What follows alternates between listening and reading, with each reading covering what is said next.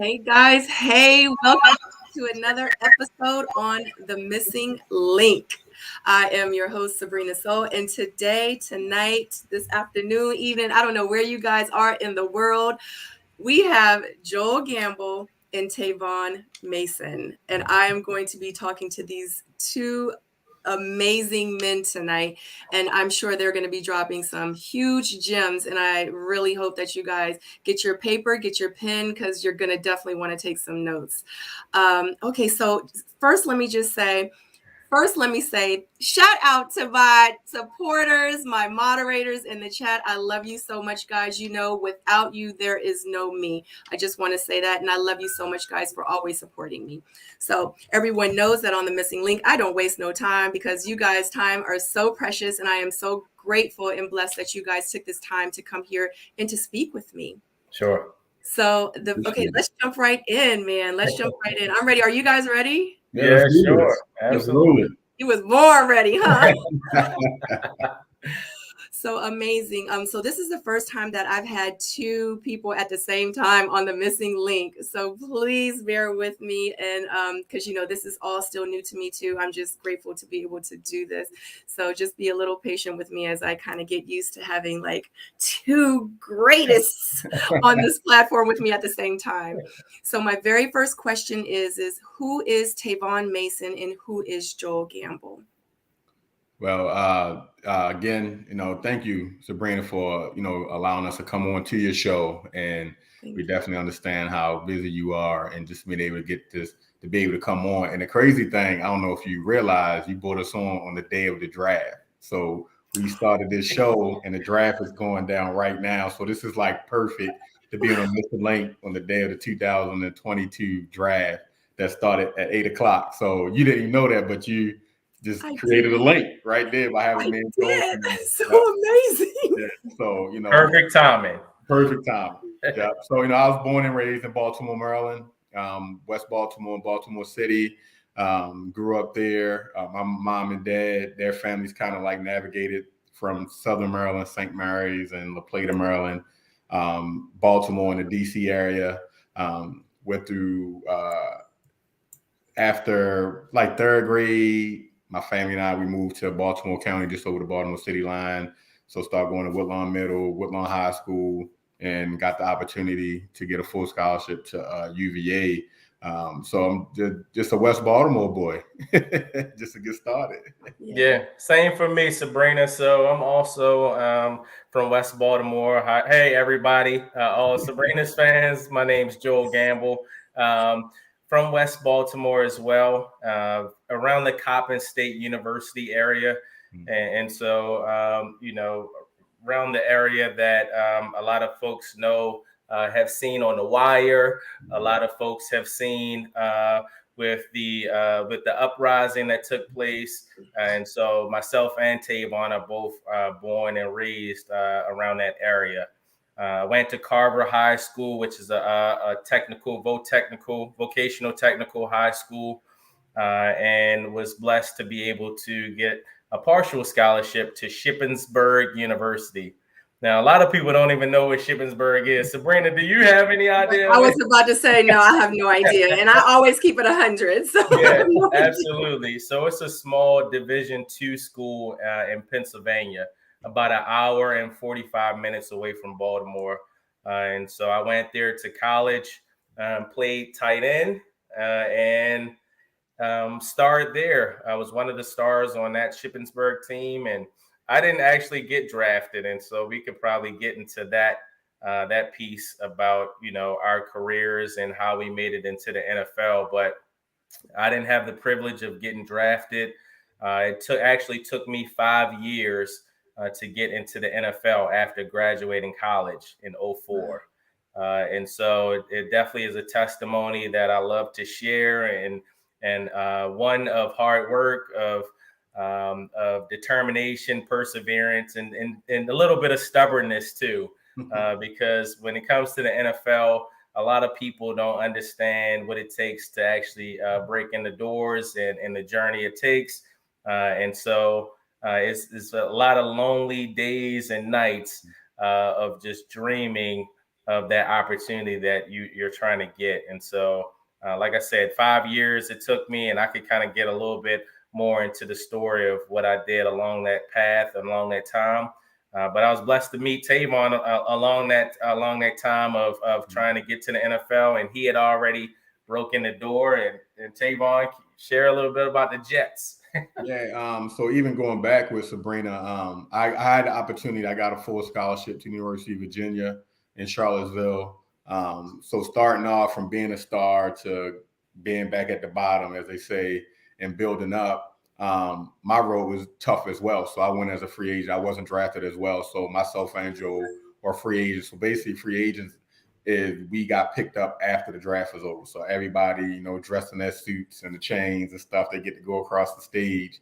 We got phone calls, or I got, a message on my two-way, the Jets want to pick you up. I posted a video today. I know me and Joel, we real big on, this path we were able to get. So we always pay respects to, given that opportunity, even though the NFL is a big business. Joel will post when they get around training camp time, when he was in training camp. I post pictures as well. I posted a video today because the day is the draft. I was on Mike Patton's show last week and talking on how I missed the call from the Philadelphia Eagles. So, it again, showing you how this, like Joe said, like you got to be like tunnel vision, because you got to like almost be psychotic with your phone on. I got to answer no matter what. But I was, grateful enough to be picked up by the New York Jets in 2002, 2003. I got to play in Tokyo, Japan with the Jets. Got to see different cities. College too. Got to play in Hawaii in college. And mine was short-lived. So when I was coming down on the back end, waiting to hear from teams, that's when, like Joel said, I met Joel, and anything I could do, and we live right down the street from each other. I try to make phone calls for him to any people I know, and I remember he just kept plugging. He got the opportunity. So and we decided after we both were finished playing, like, hey man, let's do something to help our city of Baltimore. Right. Absolutely. Yeah. Okay, so I finally got my breakthrough in 2009. The funny thing is, along that journey, I had a whole bunch of jobs, Sabrina. So I was a correctional officer. I was a personal trainer, and finally decided that, hey, I still want to pursue my dream of the NFL, and went to play arena football, which isn't very lucrative, and it's just the opportunity for you to get like more film, and get seen by coaches, and so I played arena football in Alabama and Oklahoma, and then came back to Baltimore and just decided to fully invest my time, efforts, and just spirit into trying to make it to the NFL. I was able to meet our trainer, our former trainer, Troy Jones, who myself and Tavon trained with. He's now currently the head of training at House of Athlete, which is down in Miami, or down in Fort Lauderdale, Florida. Brandon Marshall's gym. If you guys ever watched the podcast, was I Am Athlete with Brandon Marshall and Chad Johns, Ocho Cinco, and a couple other guys. They own the gym, House of Athlete. Yeah. And so we trained with Troy. Finally got a call from the Eagles, and went up there and worked out for them. They sent me home. They didn't sign me right away, but I kept plugging away. And 2 weeks later, they ended up calling me, and I signed with the Philadelphia Eagles. So one of the greatest days of my life, I would say. I can imagine. Yeah, absolutely. A blessing to be able to play with guys like Mike Vick and Donovan McNabb and Deshaun Jackson and LaShawn McCoy. Just guys that I kind of looked up to, along my journey of trying to make it to the NFL. And so definitely was, a privilege. Loved Philly because it was close to Baltimore, where I'm from. Also, it's in Pennsylvania, where my college was. And so that was a great experience. And then I went on to play for two other teams, which was the Cleveland Browns and the Tennessee Titans. And I ended my career with the Tennessee Titans. Mm. So, because you got y'all dropped so much information, I'm sitting here, I'm just listening. So, okay, okay, because I have so many questions. So, the very first thing is anybody that watches the replay of this, and whoever is watching right now, and they're like, like I want my son to get into the NFL. I want him to do this. What did you have to do to prepare yourself to enter into the NFL? To even have that process, that thought process, and saying, I'm going to eat this way.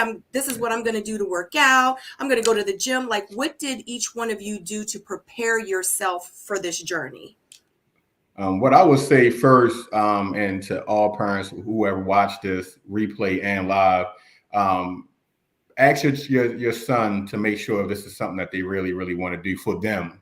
A lot of times, and I know Joel can attest to this, once you stop playing and you get into coaching or training, sometimes it seems as though the parents want that for the kid, but the kids don't really want it for themselves. They just want to be kids.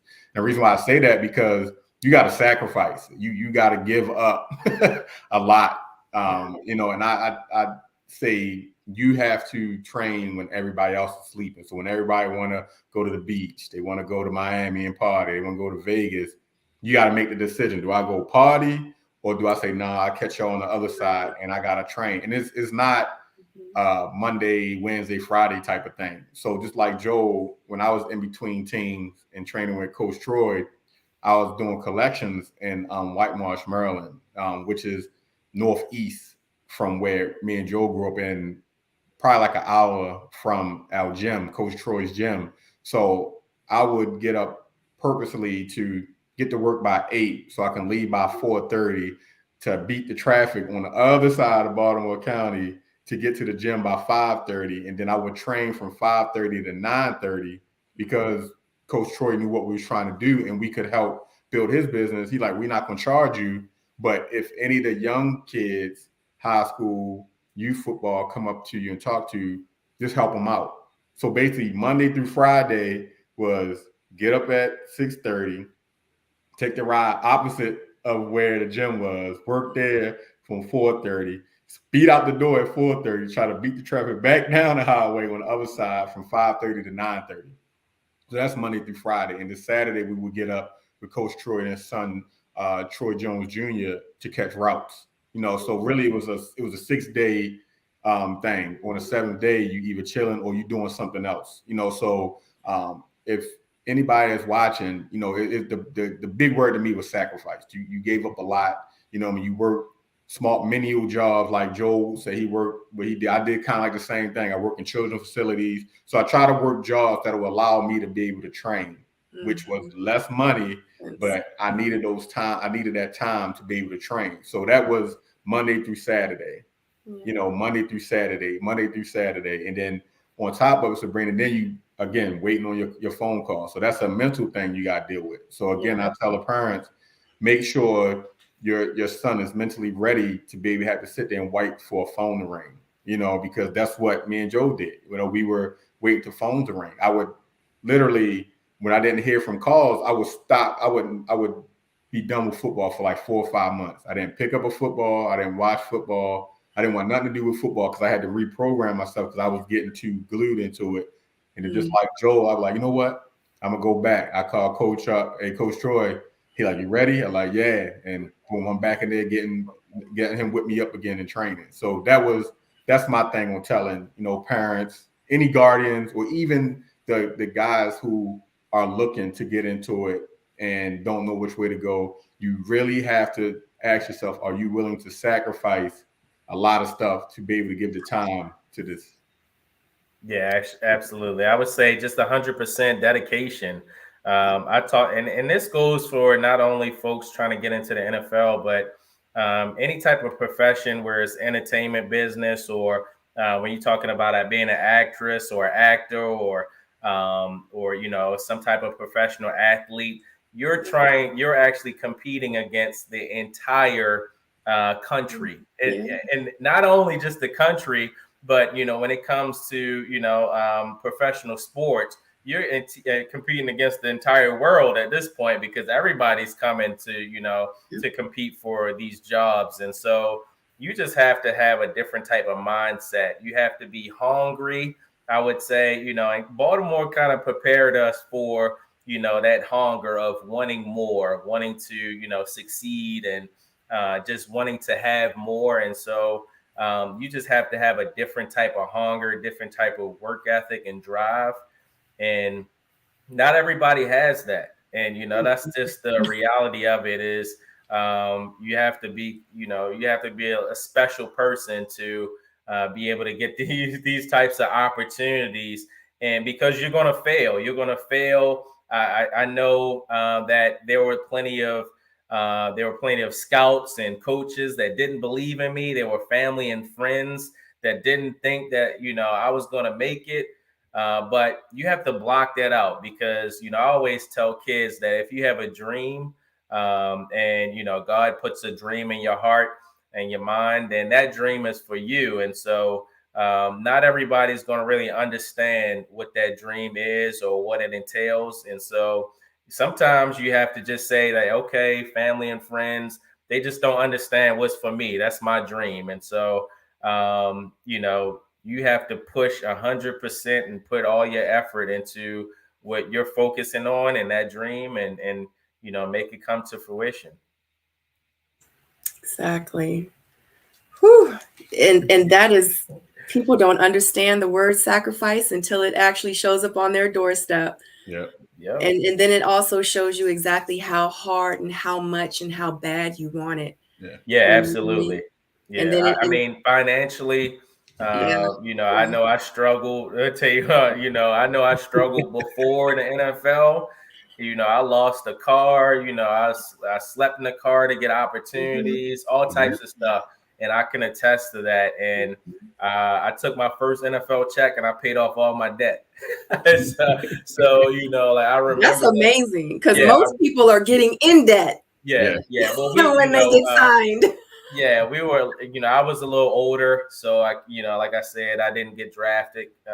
Took 5 years to get there, so I was 27 at the time. So when I first broke into the league, and so I was a little more mature than a lot of guys are coming into the NFL, and so definitely was looking to kind of position myself in a great way. Yep. So how does one become eligible to get into the NFL? Like, do they have to have a high school diploma? Do they have to be a certain height, certain weight? Like, are there qualifications? Yeah, sure. So you have to go to college at this point. And so I know with the NBA at one point in time, some guys didn't go to college.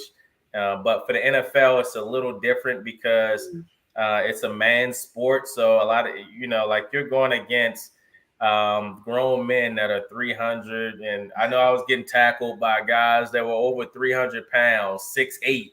And so, you're going against these type of guys. And so not everybody that comes out of high school is right. physically prepared to. I don't know too many high school athletes that are. The basketball is different because you're balling and it's a little different. It's physical, but you don't have a 300 some pound, 6'8". It's not a contact sport.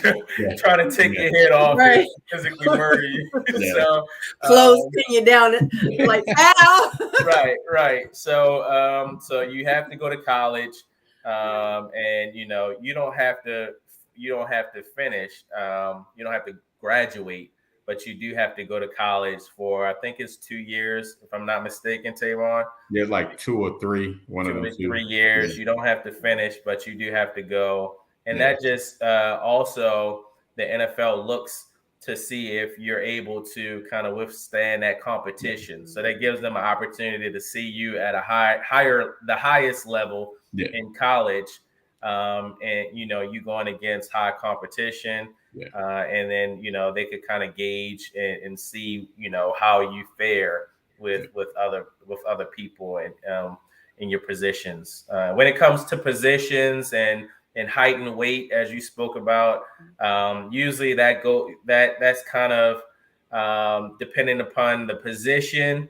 And the NFL kind of the NFL is kind of like a copycat league, and so if somebody like Lamar Jackson, for instance, who's the Baltimore Ravens quarterback, he's, a superstar now. And so the NFL might look for other Lamar Jacksons now. At one point in time, the NFL was looking for quarterbacks that, were a different style. Yeah. And so, it just depends on what teams are looking for. They, but they do gauge based on your position. Yeah. Understood. That makes sense. So everybody that's hearing this, if your son, my baby, he gonna be playing in the NFL. Right. Okay, well, good. Make sure you stay in school. Right. Okay. You can't be like, they gonna pick him. He gonna be in the 11th grade. My baby gonna be no, right. No. Yeah. Make sure baby stays in school. 5'3", 160. Make sure baby stays in school, guys. Right, exactly. All you parents out there, because some parents get excited and be like, he was doing this thing in high school, but this ain't high school. Yeah. And that's why it goes back to when I said, like, make sure the kids want to do it. Don't see it as a way for us to get to the NFL, but see if this is what he want to do. And I retweeted one of the coaches that I follow on Twitter had put, like, yeah, you're scoring all those touchdowns, what that GPA looking like?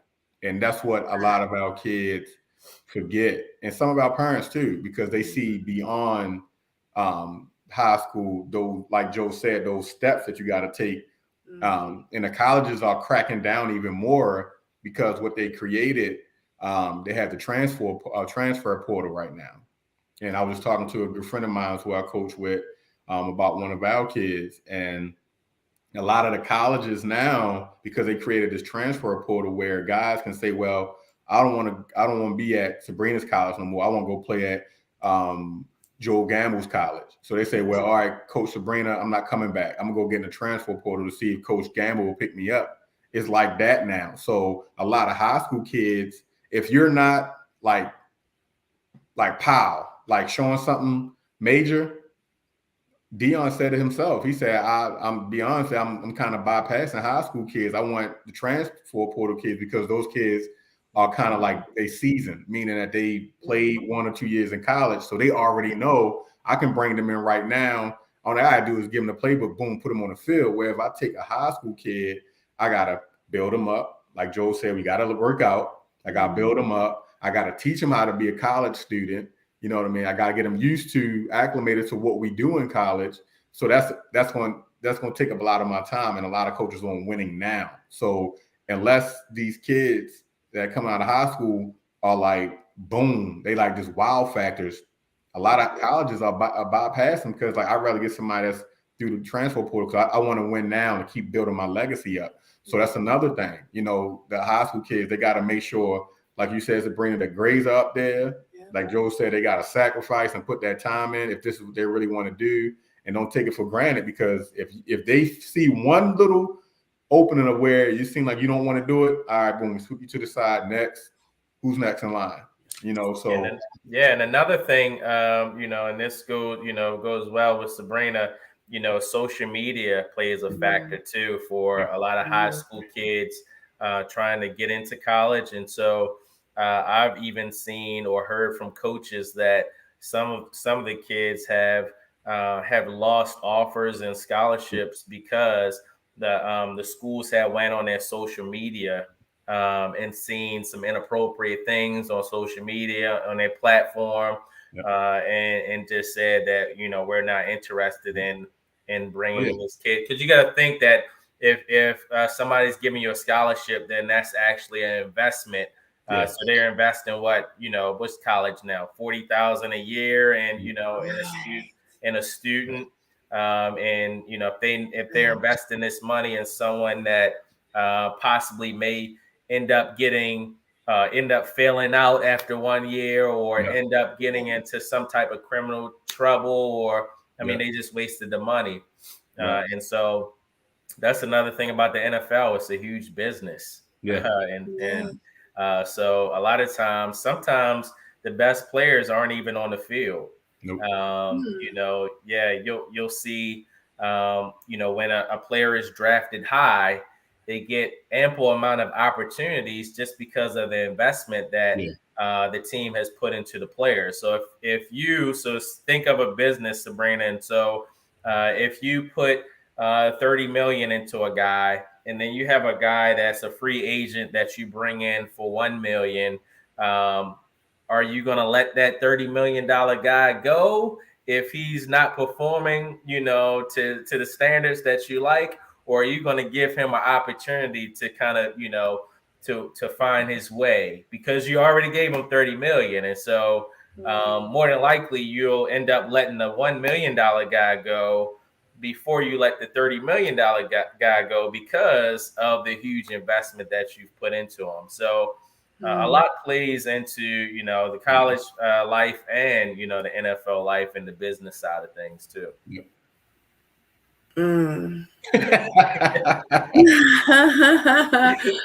Because I know it's a $1 billion business pretty much. I mean, I get it. And I'm an entrepreneur myself. So I know the sacrifices that I have to make and the things that I have to do. And sometimes, you have to make those tough decisions, but that's business at the end of the day, period, point blank. I don't care what nobody says. Okay. Yeah. and it's tough because when you're talking about the NFL, now you're talking about people's livelihoods. Yeah. And and then you're talking about, I played for 3 teams, and so I went from Philadelphia to Cleveland to Tennessee. So I moved, and at the time I was single, single man with no kids. So I could travel wherever I want, whenever I want. But there's some people that have kids, that have wives, that have families, that, it's a struggle to uproot your whole, you got to sell. I just saw that Odell Beckham, he has his $3 million house in Cleveland, in Ohio. It's up for sale now. So since he left. So yeah, you have to uproot your family and leave, when you get traded, or, you don't get signed. It's a tough lifestyle. And Joe it's very lucrative, but but still mentally tough. And Joe didn't tell you, if I seen players who entered the locker room at like 11 a.m. By 11:10 they cut. Yeah, I've seen a guy. Like, you mean like in 10 minutes? Yeah. Not like AM and then PM. No, AM and AM. I had a best friend. My best friend, all of hers, was with the Rams when they were still in St. Louis, and he just came from working out.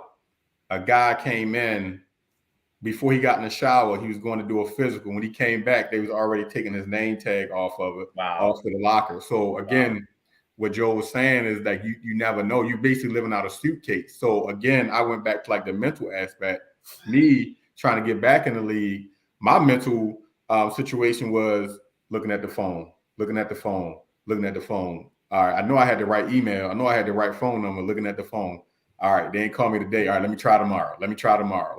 Same way with Joe says, sleeping in his car, trying to get stuff done. Same way with me. I was like, every day during lunch breaks, I'm calling this number, emailing this person, trying to contact people. When I was with the Jets, do you got any contact for anybody here? Do here. And it works on your mental, because you hear one day and just like that, you're gone in a matter of minutes. And it is because it's a business, they see everything like this. So it's almost, you have to be that way as well, because you can't take it personal or get attached, because you get attached. The next thing you know, you can get that phone call and they saying, we're going to trade you. So you got to get your stuff. And where I'm trading, you don't even know where you're going at sometimes. You can be in Baltimore with the Ravens, and next time they sending you over to Seattle. So you got to say, hey, mom, dad, whoever, I'm going over to Seattle. I just got traded. Like, that is crazy. Yeah. You literally have anxiety from the time that you realize you want to get into the NFL to the day you retire. Yeah. Well, not all players, though. Now, if you get drafted number 1 draft pick, then you're pretty much solidified. Now, of course, you got to perform. But you'll have a couple years to, just at least have that opportunity. So it's, it's definitely, it's a blessing, because, it's nothing else. I speak the high praise. It's like, there's no other opportunity or profession that I'll ever have in the rest of my life that will measure up to playing a sport that I loved, played as a kid, and getting paid and being on TV, and just how people treat you, who you meet, it's just different, and so it definitely was a blessing, and it provided myself and Tavon with a huge platform to be able to, give back to others in our community and be able to bless others. So that's the biggest, takeaway from me with the NFL is it provided me my platform to, do community work, give back to kids, provide resources for our communities. Yep. Okay, so because now you're talking about, okay, so now let me ask you guys this, because I know you do a lot for the community. And I know after you guys both got out of the football league, like you stopped doing that. So what did you, because I know you're a community activist, I know you work with kids, what would you say your job title is? What do you do now? What do you consider yourself as? Like, what do you call yourself? Like, what do you do now? Now that that's done, that's over with, and you're like, next chapter in my life, here we go. Yeah, sure. So I know for myself, we had like I said, I had a whole lot different hats. Was a former teacher for 9 years, a special educator after football. Just stepped into a corporate role with the Y in Central Maryland, and so I'm still doing community work. And we also did, do a lot in the community, and so. I would say now my role is just a resource provider in the community. So with the Y, I'm a director of corporate engagement. So I provide volunteer opportunities for corporations to get involved with the YMCA. And so that's a blessing because I'm able to bring corporations into, the inner cities and enter some of our schools and the communities.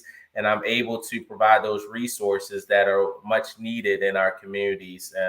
And so we also did that. I did that with my foundation, provided sports leagues for free because I know when I was growing up, I didn't have the money.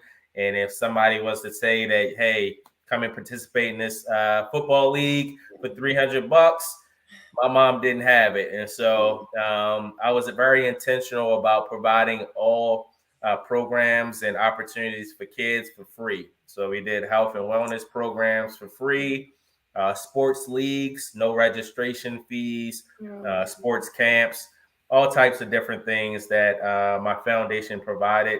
And now I'm, through working with the Y, I'm able to provide even more with a bigger platform. Mm-hmm. And with me, I'll say the same thing. Athlete turned philanthropist and educator, just like Joel. And the crazy thing you'll find, Sabrina, if you start interviewing other athletes, after they retire, we all tend to gravitate towards either the school setting or anything that had to do with kids. Because just like Joel said, I didn't have no $300 or $400 to be able to go to camp. So like the most camps I would go to, if they were like $30, $40. And even then, that wasn't until like high school when I was working myself and I had to pay my own fee for the camp. And it'd be something very local to where now you have kids paying like $400 per camp, parents paying that much.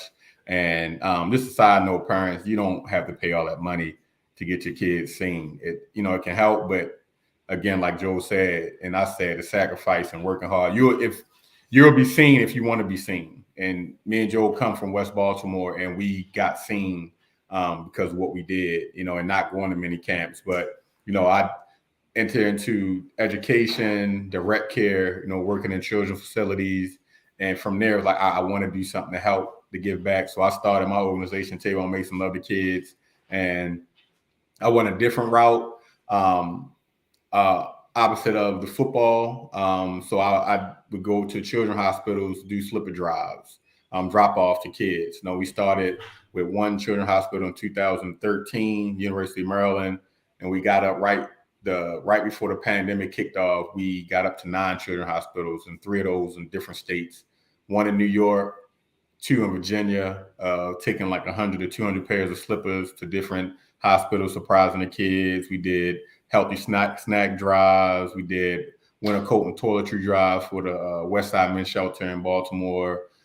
Started a reading tour, Tavon Mason and other kids reading tour in the summer, visiting different libraries, reading to the kids, introducing them into actually looking at the books, reading the books and exercises. And just like Joel, just wanting to give back to be a resource, starting a mentoring program at one of the middle schools I worked at, Franklin Middle Schools, called G Squad. And myself and Matt Elliott, my good friend, we started it. We picked the 7th and 8th grade African-American boys who were pushed to the side because they were believed to be behavior issues and nobody wanted to work with them. So we selected those kids on purpose just to help them grow a little bit, to see their potential, give them tools on how to deal with stuff in the neighborhoods, deal with teachers in the school who they feel look through them, and also joining with Joel. So Joel, did the sports and health and wellness.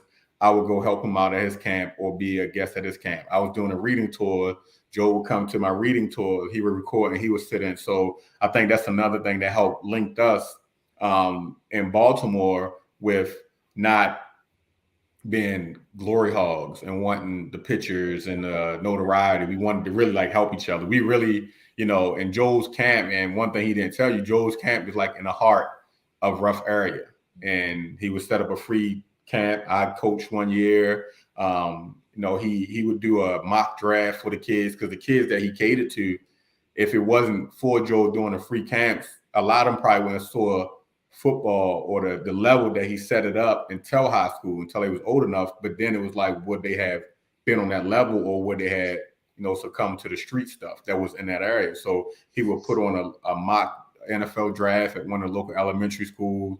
And, he would ask, former NFL guys that were friends to come out, and I would come out and, he had the stage set up, Fox 45 would be there, and just to put these kids on blast. But again, we knew what we did on the field, and we wasn't, and there's no knock on the guys that's still trying to chase. We just knew, okay, we did that chapter. Now, how do we use what we did to influence, and that was the next step.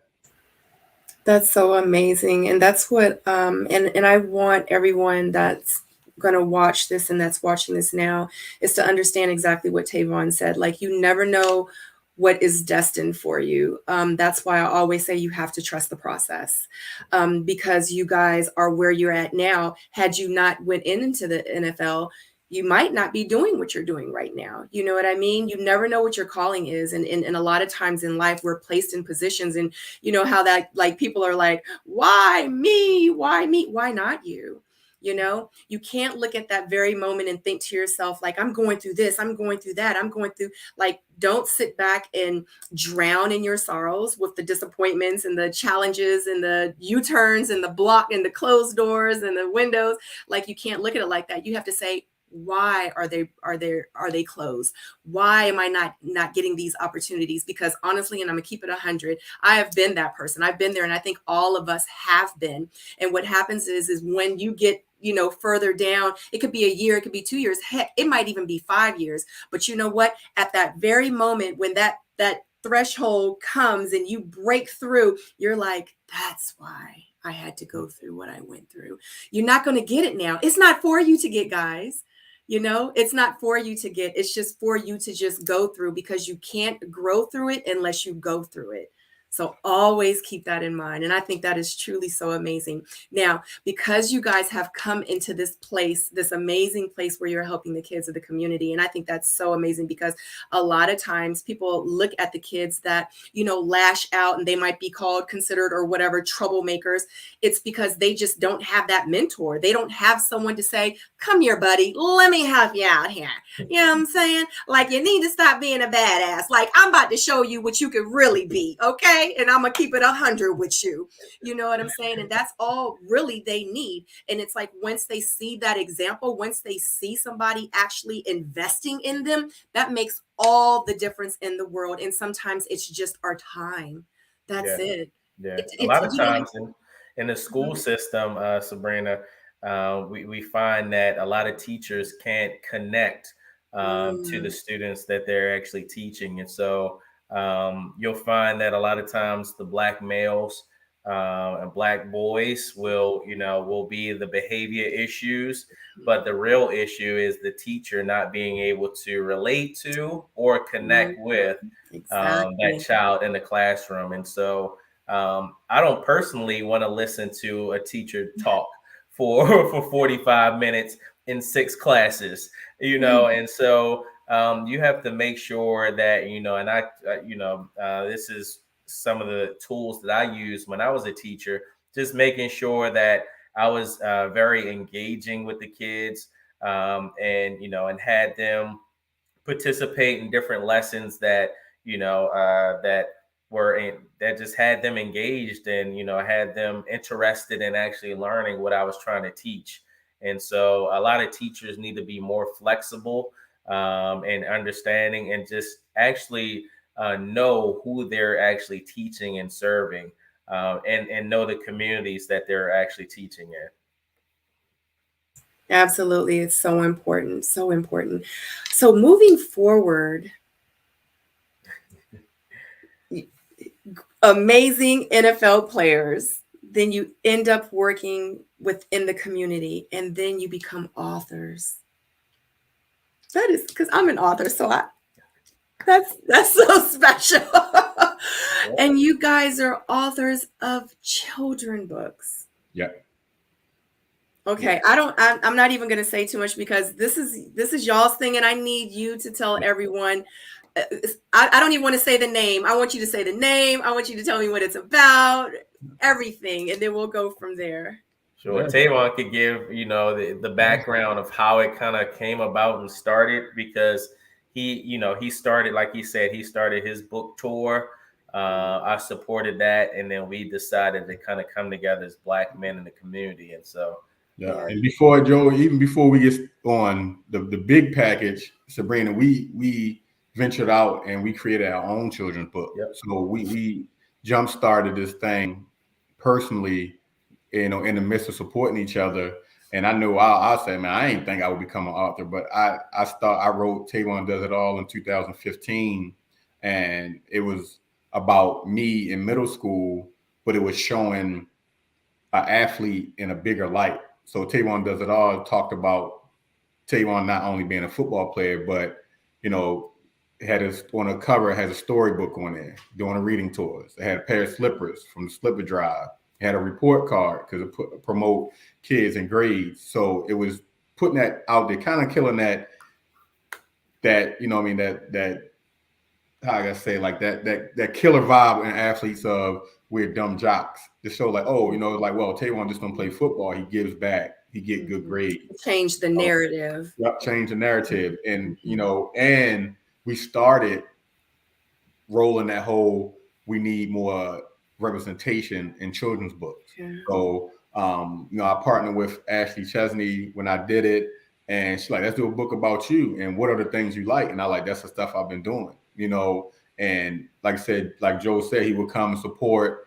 I was doing the readings, but I also would add exercise into it. So we're in the middle of a library and where you're supposed to be quiet, but I had the kids making a lot of noise. So I had them, yelling, "Oh, you ready?" And they screaming, they jumping jacks, they push-ups, running high knees. So basically doing the opposite of what the library stands for, and doing it on purpose to get parents to come over, to get adults to slow down, to come over and say, what's going on? And then we'll have adults more involved than the kids, because adults are always like this, on the go, and they forget what little things are, and I did Tavon Does It All, and Joe was like, hey, I'm about to come out with my own children's book, and let's link together and do a reading tour, together. So, and Joe can talk about his children's book. Yeah, sure. So I came out with The Little Gladiator, which was my first children's book.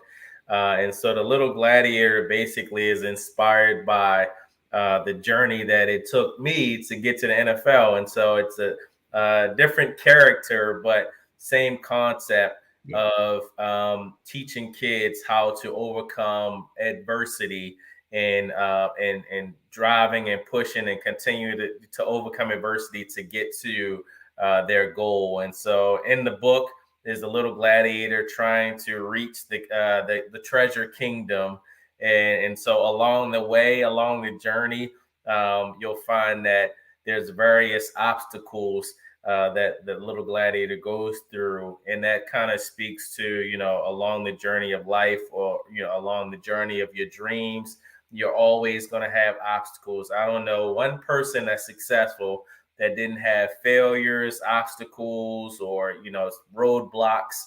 Like you said, Sabrina, doors were closed that they got to kick down, push through or jump over. And so that book kind of speaks to that. And it just teaches kids to kind of persevere and push past any adversity and work hard to reach their goals and their dreams. And after I did that book, then we did come together and collaborate.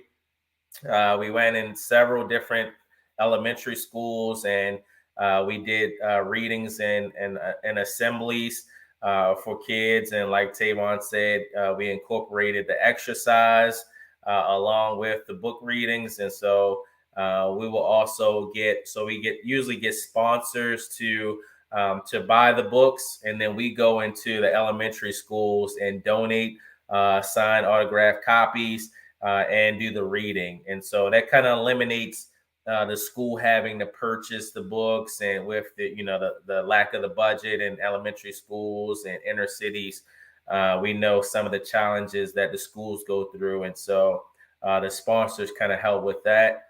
And so it's been a huge opportunity for us to just give back and also push literacy and reading and help out with the excitement for young kids and wanting to read. And like Tavon said, the representation, and we'll get into that, with what we, that representation. I see Tavon has the Tavon does it all up on the screen, but yeah, that representation matters when you're able to see yourself in books and movies and shows.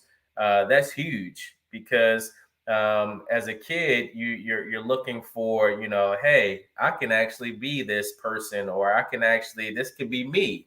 And so that's what kind of the thought process with what we've come together to collaborate now. And Tavon, you want to take it away with our project, what we've been working on and what we released? Oh yeah, and just to add on before we move on, our first reading together, and it's crazy how me and Joe kind of like linked up, because I did my first kind of like community project at Matthew Henson Elementary School. Next thing I know, Joe's at Matthew Henson Elementary School helping the kids out. Our first reading project together at Matthew Henson Elementary School with I believe the first and second graders in the auditorium. And after our reading and doing an exercise, we read both our own books. Each kid got to walk home with either one of our books. And again, like Joe said, just to reiterate, in areas where they can't get to those type of books. We also did, I posted recently, the Maryland Book Bank. They have a big storage unit. And what they do, they created during the pandemic these book boxes with the Maryland Book Bank stamp on it. And they put these boxes of books in the areas, diverse areas, where kids can get to libraries. They, once the school was closed, which was kind of like their main avenue of food, education, and library. So the parents have got to come up and get the books. So I think I dropped off like 25 copies of Tavon Does It All to put it in the boxes to give away. And Joe had went and took some of our copies of the Justice Doers as well. So, we did a little gladiator readings, Tavon Does It All readings together. And one day we were just on the phone and actually just shooting a breeze. Like, man, like yeah, Joe, we should come up with like a group book. I don't know what we can call it, but maybe it's something like, we find our jerseys and we put our jerseys on, and we go on like a mystical, just to put that fairy tale sense in it. Because we knew when we would go reading, and especially being educators, and like Joe said, you have to hold their attention. The kids not allowed, they don't get the opportunity to say, hey, let's read this book, this book, this book is already preset by each set or each state in each school of what the kids should read. So, you know, and that was one of my things in my middle school when the principal asked, like, what do you think? I said, you got to let the kids be in on what they learning. If it's something they don't like, they're not going to want to learn, like Joe said. They just coming just because their parents force them to come or because they know they can get the free lunch and the free food. But once I get that, I'm not going to listen to you. I don't care whether I graduate. If I'm in middle school, you're going to graduate me anyway because that's how the system is working. We're going to push you along. You can be somebody else's quote unquote headache. You're not my problem anymore. You know what I mean? So me and Joel wanted to create it in a way to hold the kids' attention. But the thing that kind of triggered it and mashed it all together, again, goes back to the pandemic. And I always said the pandemic was a gift and a curse. It was a curse because it shut everything down and everybody was living in fear. But it was a gift because it made everybody sit down and see what the world was really about. The racism stuff, you know what I mean? The stuff we're going on equity, just how much is tough for people of color in the world. And even some of our Caucasian counterparts that who was fighting the fight, who that they got looked down upon. So me and Joe said, let's take this book, The Justice Duo, and make it something relatable to kids. So again, the kids that Joe serves and I service, they will go through adult stuff that us three should go through. They're going through that as 10-year-old, 11, 12, 13 in the high school. They got to, you know, take care of brothers. They got to figure out what they're going to eat. Stuff that we supposed to be figuring out. They're not supposed to worry about that till later, you know, but they're dealing with this stuff now. So, you know, Joel and I said, let's do the Justice Duo. And then during the pandemic, literally, Sabrina, in like a month and a half, we wrote all 4 books. And we based all 4 books around current issues. Yeah. Real life issues. Yeah. So we were able to create a 4-book series in which we touched on, there it is right there, where we touched on various community issues affecting Black communities. And so the first book, which Tavon's holding up, is the first edition. And so that actually touches on bullying in schools. And so the second edition is actually touching on gentrification. We have topics such as food deserts. And these are some of the issues that Black communities go through that I'm pretty sure kids aren't seeing these topics in books. And so gentrification is something that's very prevalent in our communities. But these books are going to provide parents, teachers, mentors the opportunity to actually be able to have those conversations with kids and talk to them about some of these issues that's taking place in their communities. And so we wanted to be super intentional about providing that representation in the book, where you see, you know, the story of a little kids, myself and Tavon. We find these jerseys in the sand, which are our numbers, by the way, in our football colors. But oh wow! Yeah, and then we turn into these superheroes, and then we come to like a crossroads where we have to figure out whether or not we want to continue to be kids, or do we want to just go ahead and continue to do, you know, superhero things, and, you know, hey, we just want to be kids, you know. But it's so much in the community that's taking place that we need to step up to the plate and actually, you know, and do something about it. And so it was super amazing to be able to write the books and kind of collaborate and shoot ideas back and forth with Tavon. And so we actually have already finished. The illustrator has finished the cover of our second edition, which will be dropping probably, I would say, in the next 6 months or so. But you know, we're super excited. We have a lot of things on the horizon, in talks with PBS Kids, for them to be able to turn the book series into a cartoon series. And so that's huge, and we're thrilled and excited to not only bring the books to kids, but to to highlight some of these issues that are affecting our Absolutely. communities. Yeah. That's so important, because I'm gonna, and I'm one thing about me, and anyone that has followed me even prior to me being on the show, and I know this isn't about me, but um when I was on Ready to Love, I did discuss, and I wish that they would have shown this, because I talked about, and even me being on social media, and anyone that's followed me from the very beginning knows I'm very transparent. I'm very boisterous about the things that I used to go through and that I have been through in my life. And one of the things I went through was bullying. And people don't understand the severity of it, how many kids take their lives because of it. These are serious issues, and I'm so glad that, and it's parents that's actually out here, and let me say this, it's parents that's actually out here that actually shelter their children from this information, which is actually not good, because what happens is when their child is when they're placed in these positions, they don't know how to think, they don't know how to feel, they don't know what to do, they're in a state of confusion. So and that's one thing with my daughter, I educate her on all these things, on being kidnapped. I'm not going to get into it, but I have those hard conversations with her, because I need her to be able to acknowledge when it's going to happen, or if this is what's happening. And those are those hard conversations, because a lot of kids, their lives are changed and turned upside down just because they weren't educated. Yeah. So I just want to say, I commend you guys so much to, in bringing the awareness into our community, especially into, our community, because it's so important, because, a lot of our parents are busy. They are out here, they're doing this and they're doing that, so it takes a village.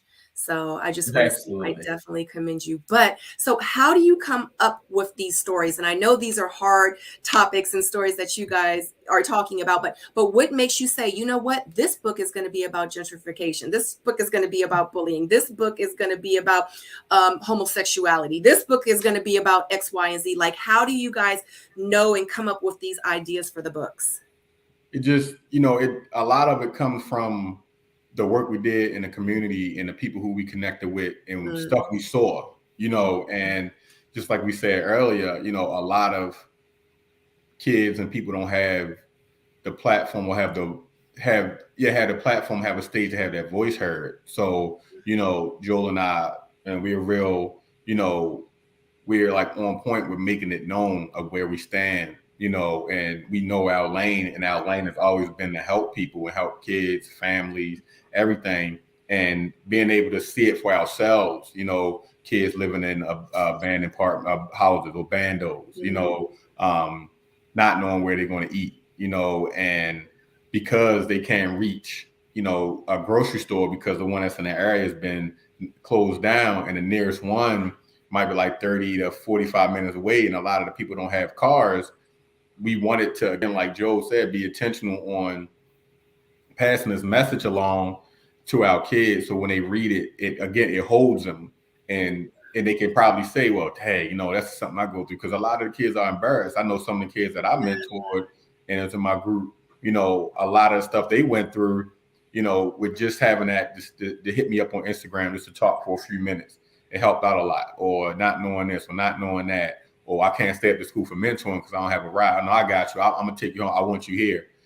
So again, and Joel used it a lot, the word intentional. And we wanted to be intentional, because when we was going through the process of making the book, I was like, yo, how many superheroes do we got outside of Black Panther? And we sat there and was like, one. The only one I can come up with was Blade, and Blade was on the dark side of quote unquote being a Black superhero, but it was none for representation. And I know when I came out, I did Tavon Does It All. Ashley was in Detroit, so she held kind of like a literacy camp or program at the school for the young Black girls and boys, and we gave a lot of copies to the kids. And I actually got to join live with them, and she said after we got off, and she asked the kids, like, so what did you like about Tavon Does It All? And the little girl said, I like it because the character on the front looks like me.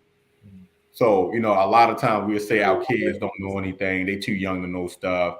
They No, know. now They we don't listen. know. We're the dumb ones. We don't listen because we shut off because we so stuck on I'm an adult, you're a kid, you down here. But Exactly. that's the first thing the little girl said was like the character looked like me. You know what I mean? It don't had nothing to do with the words on the inside. That's just off the cover. The same way with the Justice Duo, we get the rave reviews. And it's not just because it's our book, but we actually get the feedback from schools and from the places we go to. And not only the kids, but it's the adults. The adults like, I can't wait. Where the second book at? I need the second book. Yeah. But they said also it's we love the fact that y'all took it this route because it needs to be seen. Even down to our Y page. And I pull up the picture of me and Joe, but our Y page was we put it in the book to let people know the reason why we wanted to write this book was to let you know that there are very little to none black superheroes out there that our kids can see, and see like them other than villains, villains, so it was just, we want to put this out there. And then we just fed off each other. Joel wrote the first book. He sent me the script. Boom, I'm going in writing the second book. I sent him the second script. I got to come harder. So he go to the third. And then I do the fourth book. But I think it was more so that we had it kind of locked down inside and we wanted to come out. But we wanted to come out in a way where, again, it will hold the attention of not only the kids, but the adults. Because adults are sometimes the ones that's pushing the buttons to see, okay, yeah, we're gonna bring this in, or no, we're not gonna bring this in. Right. And our why, I'll just go ahead and take the time to read the why for the Justice Duo. So we wanted to place African American heroes in the forefront of children's comic books. We find that this has not been the case, and we want to be intentional about seeing more Black and brown people in books that children read. We would like to create a culture that provides equality for all people, and showing that African American men and women can come together for something positive. So this just speaks to me and Tavon's relationship and how we were able to just put aside our egos and come together and support each other and be able to collaborate and continue to work in the community together. I love it. I love it because I live my life so unapologetically. And I talk about those hard topics, and I do try to be the person that, growing up, I wish I could have been, and I am that person for my daughter and anyone else, that I feel wants or needs my help, with that. And I just think that that's so amazing. So, okay, now with your book, and I know you said that you go to schools, like, do you also work with schools out of Maryland? Because I know you guys are based out in Maryland. So do you guys travel to different states? And if not, would you? So Tavon can speak to that. He's in Georgia currently, and so I'm in Baltimore. Well, I'm not in Baltimore. I'm in PA, but close to Baltimore. And so we do actually travel, and we have a sponsorship page where folks can actually pay for it to take place in different elementary schools. And so Tavon can share a little bit about that. Yeah, so we are, and that's the thing, Sabrina, we're working on to making this like a true tour of going to different states and to be booked to go. And we come, we have our jerseys, we do the readings, we also bring the books on, depending on the amount of books that are purchased, to the kids, and we autograph them. And, we want this message to spread across the world. So just like Joe said, we've been blessed to have sponsors, whether it's close friends who played in the league, people, business associates that love the book and have paid the sponsorship fee. And we take the books and we pick actually schools or community programs to give the books away. So I moved to Georgia last year, and I visited 2 Boys and Girls Clubs in Central Georgia to give away the Justice Duo, and Tavon Does It All, to the kids. And again, when you walk in and you just see the look on the faces, and the thing that kills me is they were actually like, wow, I get to keep this. So that like it makes me smile, but also sad because it's like to us we say like, oh, it's just a book, but to them it's like, wow, I get to keep this. I'm like, yeah, this is your book. You can take a copy of each book, and that's your book. And the school I'm working at now, I gave it to a couple of kids, and one of the kids came to me like, hey man, when the second book coming out? He's like, man, I read your book like every day. So again, and then they would ask questions about Joel, and even my son, my youngest son, was like, hey, is that your friend right there in the orange, like with the muscles and like you got the speed? So kids recognize, you know what I'm saying? And I think that's the great thing to me of seeing that when we go to read, that the kids don't want it to be done. They don't want to be over. They got a lot of questions, but it's starting to grab the adults' attention to the fact that they are like the kids in a sense of like, wow, this is like, this is great, and but yeah, to answer your question again, yeah, we'll take it wherever, and just to get that out there so the kids can know that, you do have superheroes that look like them, and it's actually us, so. Yeah. And we do the assemblies, Sabrina. So like Tavon was saying that, we have the cost associated with it. And so we do assemblies in elementary schools. So first and second grade classes, third, fourth grade classes, we'll do assemblies with all of the kids in the school, to just, push forward literacy and reading in the schools. And one thing that we didn't share about the Justice Duo books is at the end of each book we have a cliffhanger, and so that's what when Tavon was saying that people are like, well, when's the second one come out? Right. So when you read it, it's like, oh man, I can't wait for the second one to come out because I want to know what like we have those cliffhangers, and it's definitely exciting, and everybody's looking forward to the like you Tavon said, the adults are like, yo, when the second one coming out? I can't wait. I love comic books. So and that cliffhanger that Joe didn't tell you about, Sabrina, is that we added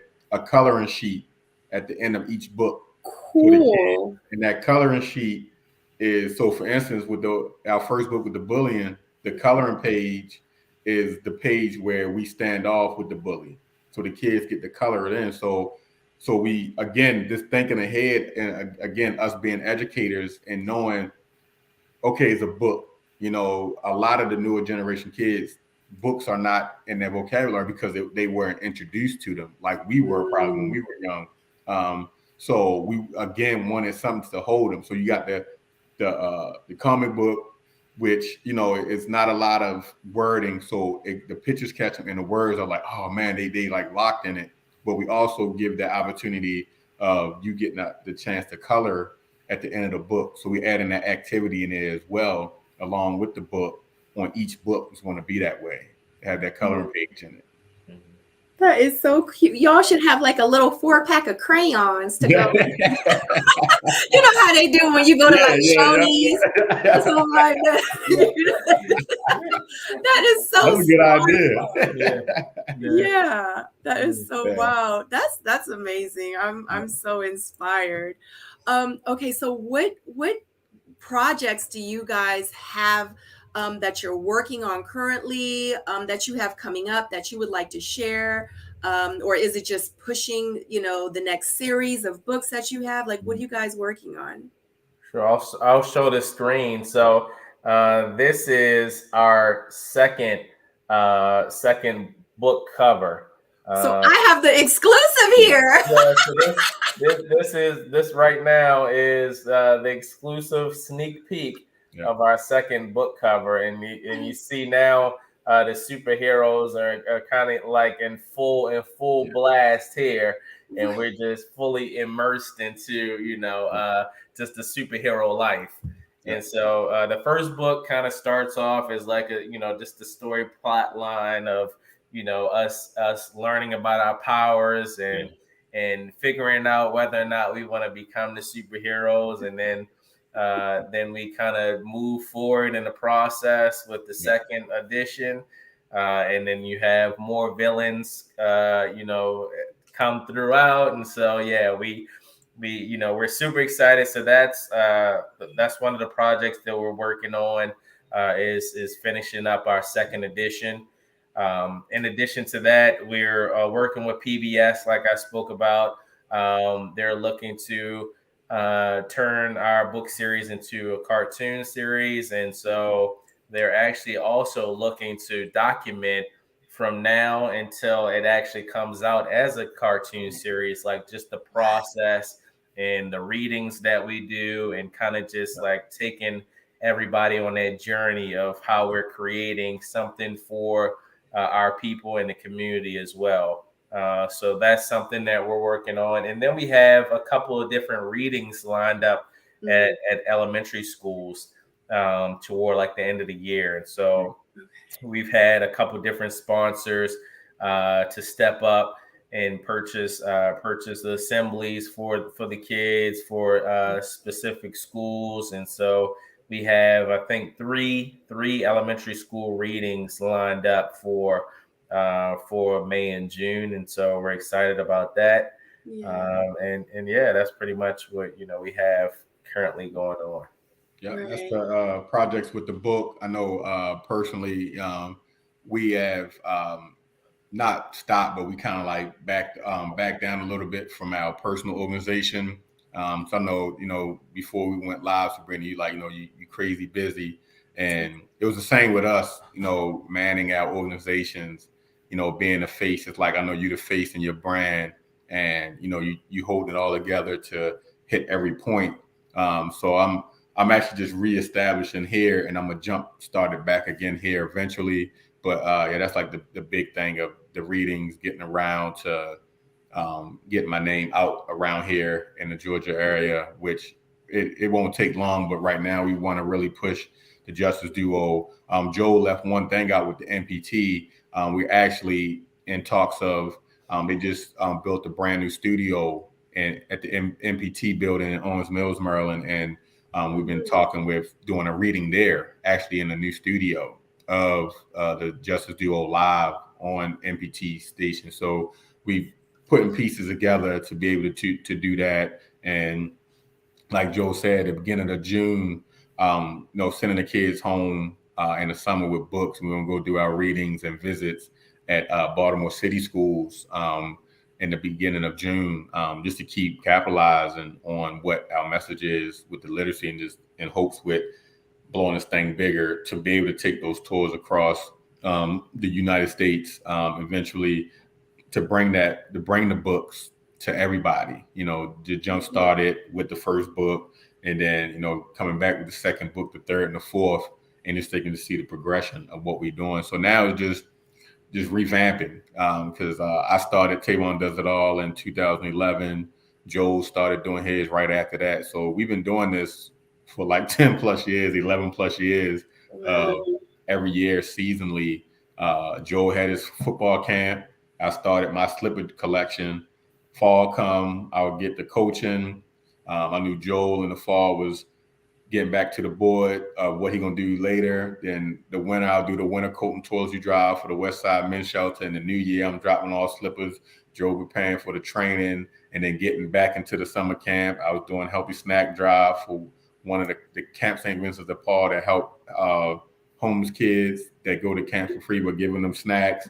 And then boom, Joe doing his camp and doing the flag football. And it was just like endless, and you get pulled in so many ways. So it was time like, let me, downshift a little bit and let's focus on one thing at a time so I'm not pulled. So yeah, we just been really, hitting the pavement with, reaching out to people for sponsorship for the books and all to also get them out.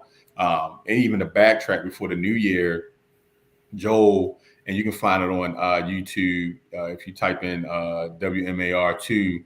Joel did a drop off to 3 schools in one day of the Justice Duo book. And then I read at Peace Prep Academy in Atlanta for that Christmas assembly to like 30 to 40 kids. So I drove up to Atlanta and read the Justice Duo to the kids, and then gave out copies as kind of like Christmas gift to Peace Prep Academy in Atlanta, right by Clark. So we was same thing. Even though we backed off from our own, we were still banging the payment with getting these books out to the different schools, to the area schools, to the area programs, to like me, the Boys and Girls Club, just giving them out to giving them away that, from our sponsors. So, thank them again. But that's been our project, to get these books out to our kids. That's amazing. So if anyone is interested in becoming a sponsor for you guys, how would they be able to do that? They could contact us at Joel underscore, what is it? Joel.Tavon.read at gmail.com. Yeah. Okay. Yeah. So joel.tavon.read at gmail.com. Send us an email, and then we can send them the actual sponsorship form of the options, and we can get it done. Get those books into their local elementary schools. Yes, And we absolutely. send a whole background of the book, again, the why, who we are, how we collaborated on the book, the whole story behind the book of what it's about and why we're doing it.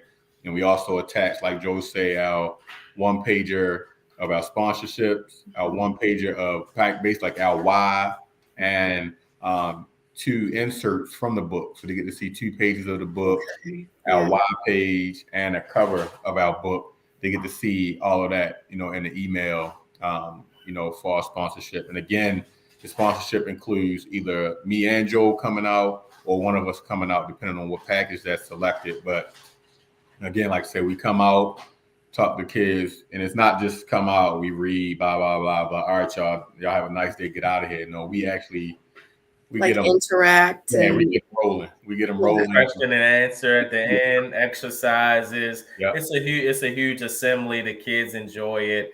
We even sit down and do autographs at the end, and each kid gets their book, taking pictures with our backdrop and everything. And so it's definitely a great opportunity for schools if they're looking for end of the year assembly, or something for the springtime for an incentive for kids that are doing well, or something like that, to have 2 former NFL players. We come through the school with our jerseys on, and so you get 2 for 1. You get a book reading by authors, and you also get a visit by 2 NFL players. So it's a huge opportunity, and it's very reasonably priced, and basically you're paying for the purchase of the comic books, and so it's a great opportunity. Right. Yes. I think it's an amazing opportunity.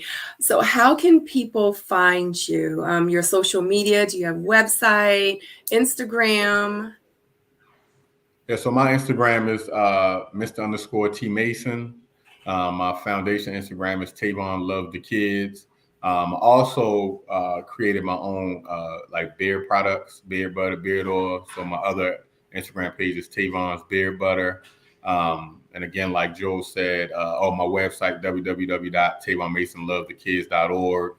If you want to email both of us, joel.tavon.read@gmail.com. Yeah, and for me, it's Joel_Gamble. You can find our Instagram, which is the Justice Duo, the_Justice_Duo. You'll be able to interact with us with the book, and actually see some of what we've done thus far with our books and our readings. And then my foundation page is jgcyo.org. And so you can see some of the things that I've done in the community and continue to do. And feel free to reach out. So just to let everyone know as well, if you go down in the description box below, you will see their contact information as well. You will also see the Instagram, the Justice Duo, down in the description box. And also the Etsy website is also posted in the description box if you wanted to purchase some of these amazing books that they have written. I just want to say that you guys are so amazing. I love you guys so much. I love everything that you are doing for the kids. I hope that, like I said earlier, earlier, that people actually watch this and they see this and they get inspired by this. If not, if they want to step into the role of being a mentor, or, they're showing this to their kids, their sons, and their daughters, and, and getting inspired. So I just want to give you guys your flowers now, and to just say thank you for everything that you're doing for the kids and the community. I appreciate you.